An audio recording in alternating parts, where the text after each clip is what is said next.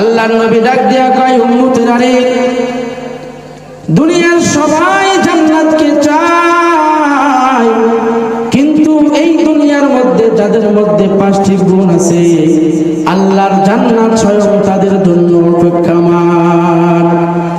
আল্লাহর হাবিব ডাক দিয়া বলেন, ইন্নাল জান্নাতা তাশতাকু ইলা খামসাতি নাফারিন।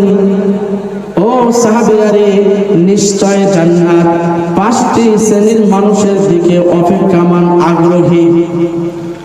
আল্লাহর হাবিব বলেন, তার 1 নম্বরে হলো তালিল কোরআন। 1 নম্বর দলের নাম কি? কোরআন তেলাওয়াতকারী, কোরআনের তেলাওয়াতকারী, তালিল কোরআন। তাইলে যেই 5 শ্রেণীর মানুষের জন্য আল্লাহর জান্নাত অপেক্ষমান, সেই 5 শ্রেণীর মধ্য থেকে প্রথম শ্রেণীর মানুষের নাম কি?